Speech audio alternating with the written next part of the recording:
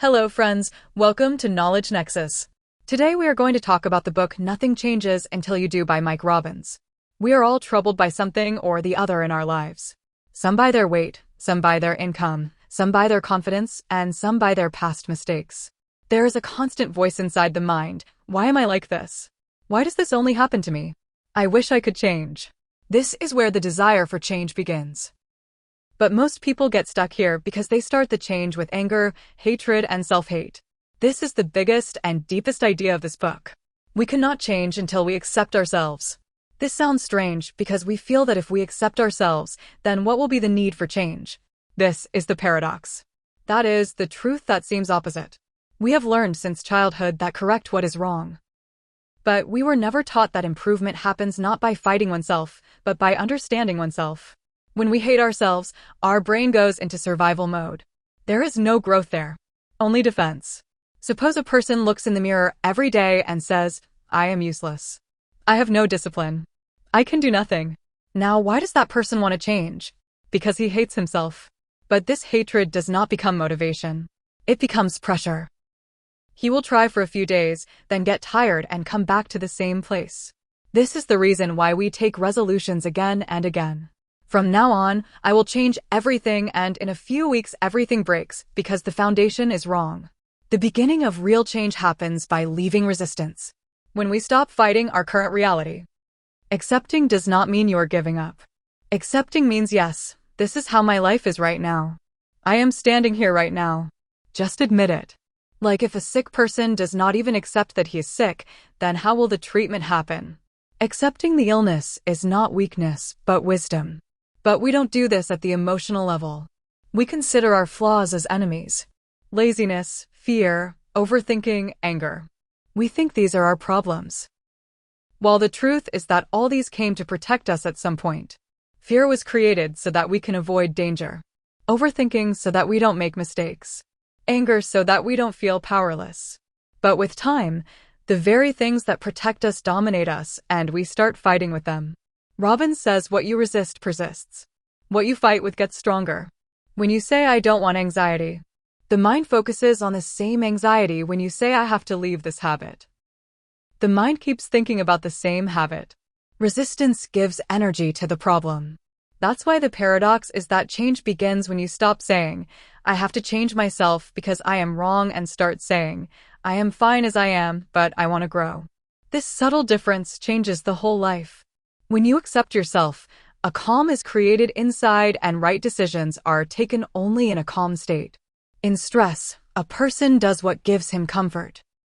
Whether it is mobile scrolling, junk food, or procrastination, change is never sustainable by pain. Change always comes with clarity. Many people think that self-acceptance means staying in the comfort zone. But in reality, self-acceptance is not a comfort zone but a starting point. Suppose you are financially weak now. If you abuse yourself every day, I am a failure, then energy will go into shame. But if you say yes, right now I am here and this is my reality, then the mind will be able to think about the next step. Acceptance is not stagnation. Acceptance is awareness.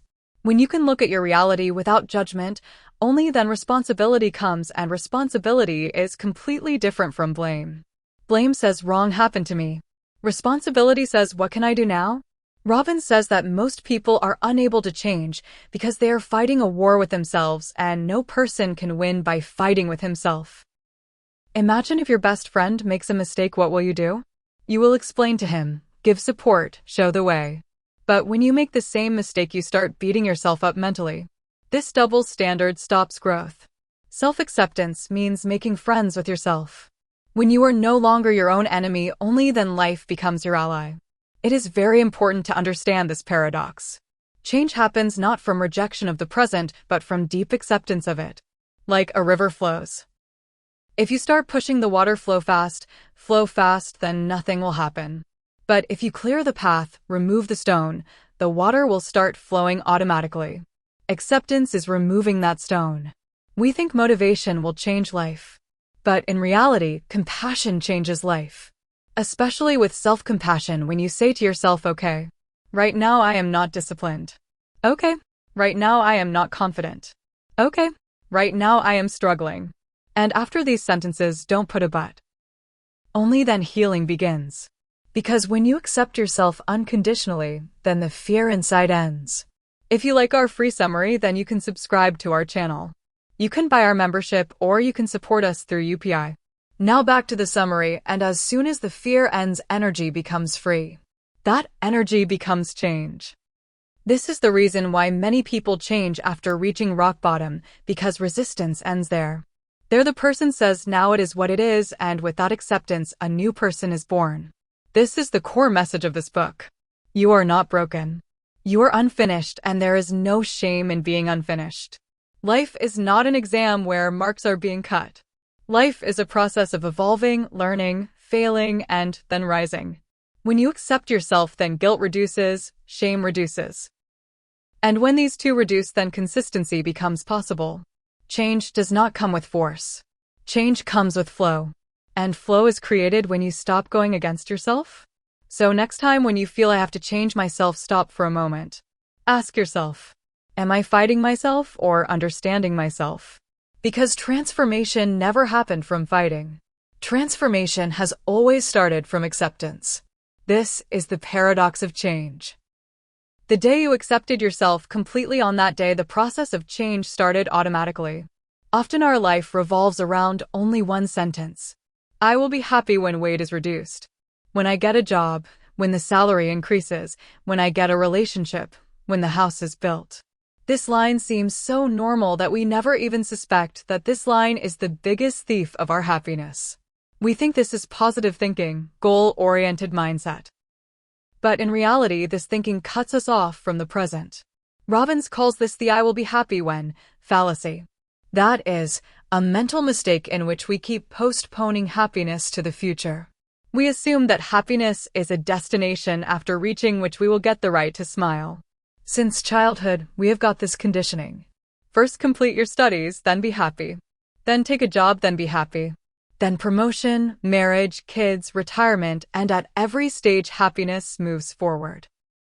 We sit in the waiting room all our lives, thinking that real life will begin on that day. But that day never comes. Because as soon as one wish is fulfilled, the mind immediately creates a new condition. As soon as one gets a job, one feels the salary is low. As soon as the salary increases, one feels the position is small. As soon as one gets a position, one feels there is no time now. Happiness is always one step ahead. Like the horizon, the closer you go, the farther it shifts.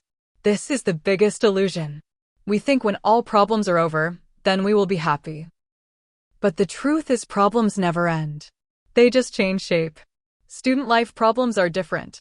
Working life is different, after marriage different, after becoming parents different. If the rule of happiness is that a problem-free life is needed, then the thing called happiness will never be found. Robbins clearly says, happiness is not a reward for perfection. Happiness does not come after becoming perfect, but is chosen in the midst of imperfect life. But our mind thinks the opposite. We say when I become confident, then I will remain happy. While the truth is confidence often comes from being happy, not from meeting the condition of being happy. We say when I have everything, then I will remain peaceful. But peace does not come from outside. That is an inner skill. In reality, I will be happy when thinking is a kind of emotional procrastination. Just as we and the saddest thing is future never becomes present. As soon as it comes, it also becomes not now later. We sacrifice today's life for a tomorrow that never arrives. Many people say there is struggle now, will enjoy later, but habit forms of living in struggle. Then when comfort comes, also mind starts feeling guilt in being happy. We forget that happiness is not an event. It is a state of being. Robbins says, happiness is not something you find. It's something you practice. Meaning happiness is not a lottery that if you win it's fine, if not then no. It is a daily decision. It is very important to understand that happiness doesn't come from circumstances, it comes from interpretation. There can be two people in the same situation. One miserable, the other grateful. In the rain, one says, man, everything got spoiled. Someone says it's good. Got coolness. Situation is same. Experience different. Our happiness doesn't depend on what we have, but on what we are focusing on. When we say I will be happy when I have this, then we train our mind that being happy now is forbidden. Slowly, happiness starts feeling unfamiliar. We start considering current life as a holding area. Like, this is not real life. Real life will start somewhere in the future. But the truth is very simple. The moment that is now is life. Past has become memory. Future is imagination. Reality is only present. And if you cannot be happy in the present, then you will not be able to be happy in the future too. Because future also, when it comes, will be present. Robbins says a powerful thing. If you don't know how to be happy on the way, you will never be happy at the destination. Because destination is not a magical place upon reaching where the mind changes. The same habits, same thinking, same comparison reach there with you. Many people think when stress ends, then they will be happy. But stress doesn't end. One learns to manage. Happiness is not stress-free life. Rather, it is the ability to smile even with stress. It is also true that happiness does not mean fake positivity. It does not mean there will. When we put happiness on the future, then we miss the small joy moments of the present. Morning tea, someone's voice, song playing on the way, peace of the night. We are so busy thinking tomorrow will be better that today is good. Cannot see this. Robbins says gratitude is the shortcut to happiness. When you focus on what you don't have, you see lack. When you focus on what you have, you feel abundance. One person has millions yet restless. Another has very little yet sleeps peacefully. The difference is not in situation. It is in perception. I will be happy when. Thinking makes us a victim because we give the key to our happiness to an external event. Got a job, then boss will make happy. Got a relationship, then partner will make happy. Got success, then society will make happy. But happiness that comes with others' permission is always unstable. Robbins reminds us happiness is an inside job. Until you take this responsibility that my happiness is my responsibility, no achievement will be able to give you permanent joy. Being happy today doesn't mean giving up goals. Goals are necessary. Growth is necessary. Ambition is not wrong. What is wrong is to think that happiness will be found after growth. Growth and happiness can walk together. You can work hard and also remain happy. You can feel gratitude even in struggle. You can be content even being incomplete. True freedom begins from there. The day you stop saying, I will be happy when, and start saying, I will practice being happy today. From that day, life starts feeling light. Because happiness is not a finish line upon touching which the race ends. This is the background music playing on the way. If you want, you can listen at every step. And the irony is the day you stop making future a condition for happiness, on the same day future automatically starts becoming better. Because a happy person takes better decisions. Better decisions make better life. This is I will be happy when what fallacy? A false promise that keeps us away from life, and its truth is very simple. Happiness is not when. Happiness is now. Often when we hear the word self-compassion, then an image forms in the mind. Someone very soft who gives himself more rest, makes excuses, and doesn't take life seriously. We feel that if we became too kind to ourselves, then discipline will go away. Ambition will end and we will become lazy. This is the biggest misunderstanding. Robbins clearly says self-compassion is not weakness. This is a practical skill. This is not comfort, but fuel. In reality, most people stay stuck because they don't motivate themselves, rather they scare themselves. A voice keeps running in their mind all the time. You are useless. You will not be able to do anything. You are always late. Other people went ahead of you. This voice is what Robbins calls inner critic. Inner critic, we feel, is a strict teacher who will take us forward. But the truth is this is not a teacher but a jailer. It doesn't teach discipline. It creates fear. And life run by fear does not go very far. When you criticize yourself continuously, then the mind goes into threat mode. Their creativity stops. The courage to take risks ends and focus remains only on one thing. Don't make a mistake. But growth doesn't happen by not making a mistake. Growth happens by making a mistake and then rising. Now think if on every mistake someone shouts at you and says you are unsuccessful, then next time you will be afraid to try only. Inner critic does this same thing with us every day. We think that self-criticism will make us strong. But research also says self-criticism does not create motivation but paralysis. On the contrary, Robbins gives a new concept. Inner ally. Inner ally is that voice which says, yes, a mistake happened, but this doesn't mean you are wrong. Today didn't go well, but you are learning. Walking slow, but not stopped. This voice doesn't make you comfortable, but makes you safe, and safety is very necessary. Only when a person feels emotionally safe does he take risks. Only then does he come out of the comfort zone. Only then does he truly grow. Without safety, growth is impossible. This is the reason why a child learns to walk. He falls again and again. But parents don't shame him. They say, no problem. Try again. If on falling every time the child is scolded, why did you fall? Then he will stop walking only. Now just think the compassion with which we look at a newborn baby. Why don't we give the same compassion to ourselves? Robbins says treat yourself like a newborn or your best friend.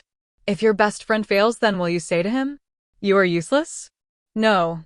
You will say, no problem. Next time we'll do better. But when the same situation happens with oneself, then we start emotional abuse. This is not self-compassion, it's self-violence. Self-compassion doesn't mean you justify your mistake. It means recognize the mistake. But don't punish yourself. Because punishment does not lead to reform. Understanding does. Robbins tells that inner critic sucks your energy. Mind gets tired in continuous guilt, shame, and comparison. Then we don't have strength to take action. We say, I don't have motivation. In reality, motivation doesn't end. It is eaten by inner critic. When you keep fighting with yourself, then half the energy goes into fight. Nothing is left for growth. On the contrary, inner ally gives energy. When you say to yourself, I am not perfect but sincere. I am not fast but consistent. Then mind relaxes, and relaxed mind is more focused. This is the practical side of self-compassion. This is not emotional luxury. This is performance tool. Top athletes, successful entrepreneurs, and high performers are not cruel to themselves. They are honest, not harsh. Honesty says a mistake happened. Harshness says you are the mistake. There is a world of difference between these two. Self-compassion doesn't make you weak, it makes you resilient. When life drops you, then self-compassion makes you stand up again. Without compassion, a person either burns out or becomes numb. Many people look hard but are broken from inside. Outside is discipline, inside is fear, and fear cannot drive for long. Robbins says sustainable success comes not from shame but from safety. When you know that I failed, even then I will not lose myself. Then you dare to set big goals. Self-compassion is the root of confidence. Because confidence is not that I will never fall. Confidence is that if I fall, I will handle myself. This is the reason why people who are kind to themselves, they are more consistent. They don't leave the whole routine on missing one day. They say, okay, again from tomorrow. Whereas self-critical people make one mistake an excuse. I cannot do it. Self-compassion does not teach running away from responsibility. It gives strength to fulfill responsibility. When you make yourself feel safe, then discipline doesn't come from fear but from respect, and discipline with respect is more powerful. This is exactly like gym. If coach insults you every day, then you will leave gym after some time.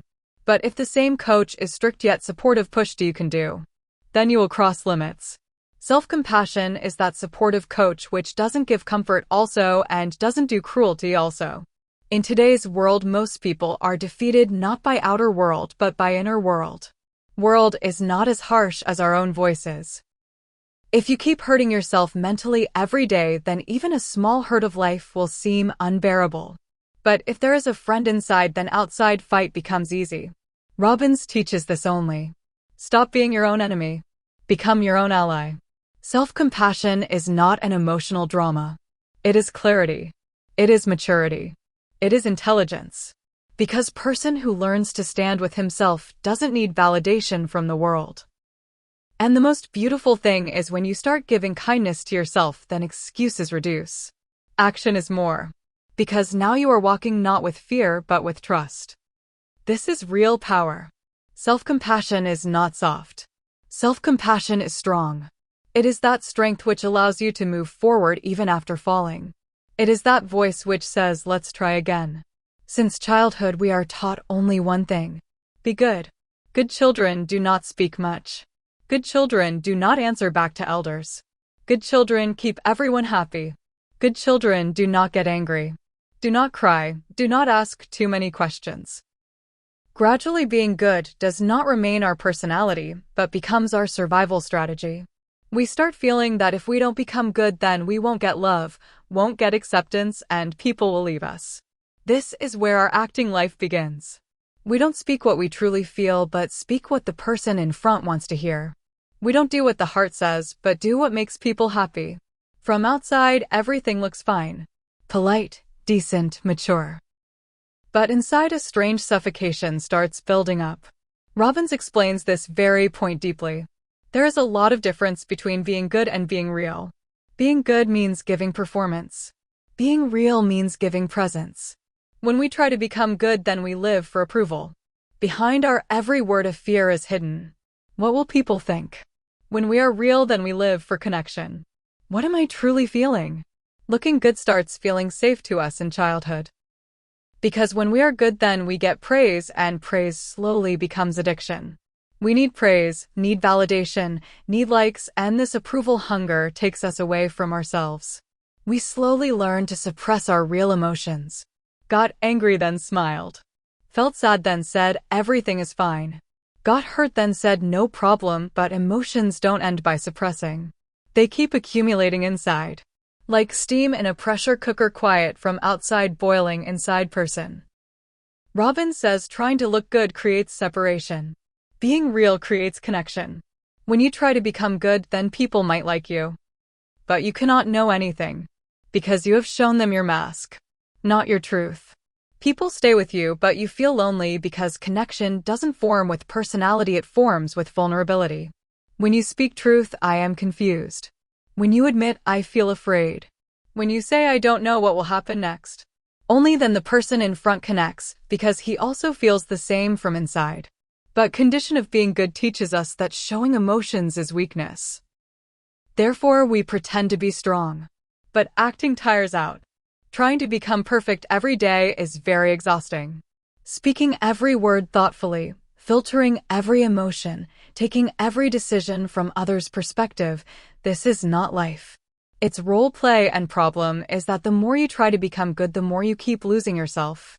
Gradually, you don't even remember what you truly want because you always wanted what was acceptable. Robbins calls this approval-based identity. Such an identity in which your worth is decided by others' reactions. If praise received, then you are fine. If criticism came, then you broke. Such life is very unstable because people keep changing. Their expectations keep changing, and if your identity rests on their approval, then you will keep adjusting yourself every day. Being real is the opposite of this. Being real doesn't mean being rude. Being real doesn't mean being insensitive. Authenticity means living your truth honestly. You can be polite also and real also. You can be kind also and honest also. But the difference is of intention. Good person says, I am saying this so that he doesn't feel bad. Real person says, I am saying this because this is the truth. Good person says yes, while wants no from inside. Real person says no, even if the person in front gets disappointed. And this place is scary, because authenticity has a price. Risk of rejection. When you become real, then everyone will not like you. Some people will go away, some will call you selfish, some will feel uncomfortable. But those who remain, they will love not your mask, your truth. And that is real connection. Robbins says, belonging doesn't come from fitting in. It comes from being yourself. Fitting in means making yourself small. Balancing means accepting yourself. When we stay in the pursuit of being good, then we fear conflict. We feel disagreement means relationship is in danger. But the truth is, without honesty, relationship is anyway hollow. You can keep the person in front happy, but cannot be close. Authenticity creates closeness. When you stop hiding your feelings, then emotional intimacy forms. And this intimacy comes only when you dare to show yourself in imperfect form. We often think if people got to know my real form, then they will leave me. But truth is opposite. Those who are connected only to your good version, they are already not connected to you. They are connected to your performance, not you. Robbins says this only. Stop performing for love. Love is not obtained from performance. Love is obtained from presence. Authenticity does not make you lonely. It makes you free. When you stop pretending, then energy is saved. That energy becomes creativity, becomes confidence, becomes peace. Because now you are not living two lives. One outside, one inside. Now you are one person. Habit of being good saves us from conflict, but also stops from growth. When you are real, then boundaries form. You tell how far is okay and how far not. Boundaries don't make people distant. They make wrong people distant, and this is necessary. It is impossible to keep everyone happy, but it is possible to remain true to oneself. Robbins does not say break rules or fight with the world. He just says stop betraying yourself to belong. Leaving yourself and becoming someone's is a very expensive deal. When you choose yourself, then initially it feels scary. But slowly confidence comes. Because now you know whether someone stays or not. You are with yourself. And this is real maturity. Being good makes you acceptable. Being real makes you unforgettable. People don't connect with perfection. People connect with truth. And truth is messy, is imperfect, but is alive. In the end, Robbins reminds just this. Don't try to be good. Be true. Because looking good can bring people closer. But being true connects hearts, and connection happens only where mask falls.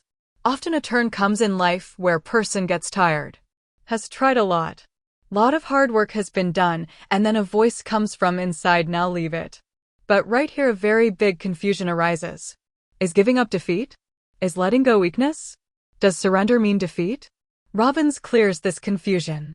He says, giving up and letting go are not same. Resignation and surrender look similar. But from inside, energy of both is completely different. Resignation says now nothing can happen.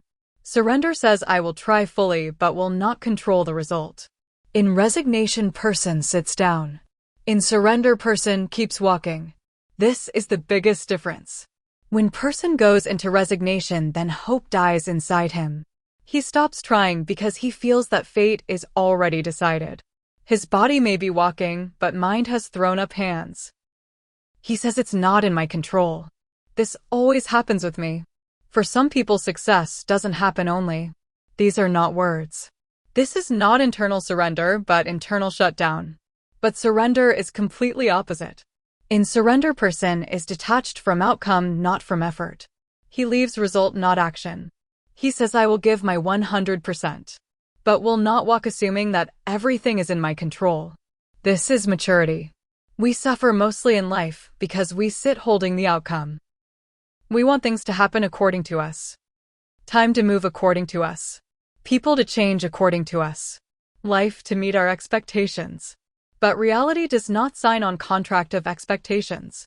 This hunger for control grips us from inside. We want to decide result of everything beforehand. If I do this much, then it should happen like this only. And when it doesn't happen like that, then frustration, anger, and anxiety are born. Robbins says the need to control is the root of suffering. We consider control as safety. We feel that if everything remains in my hand, then I will remain safe. But truth is that over-control creates anxiety because life is unpredictable. No matter how much you plan, something or other will be out of your control. Actions of other people, timing, luck, health, circumstances. When we try to hold these uncontrollable things also, then burnout begins. Surrender doesn't mean you leave effort. It means you leave illusion. This illusion that everything should be in your hand. When person surrenders, then he stops fight with universe, and as soon as fight stops, energy becomes free. This is paradox. When you leave control, then control starts coming automatically because now your energy is not wasted in resistance. In resignation, energy is down. In surrender, energy is aligned. Resignation feels heavy. Surrender feels light. In resignation, body is tired. In surrender, mind is calm. Many people confuse resignation and surrender because leaving is common in both. But the real question is, what are you leaving? In resignation, you leave hope. In surrender, you leave ego. Ego says everything should happen according to my wish. Surrender says I will give my best, rest life will decide. This thinking doesn't make person weak, but makes strong. Because now failure doesn't become your identity. If result didn't come, you don't break. You say I tried honestly, and this is inner peace. Robbins says surrender is active faith. Not blind faith, intelligent faith. This trust that life has come not to punish you but to teach.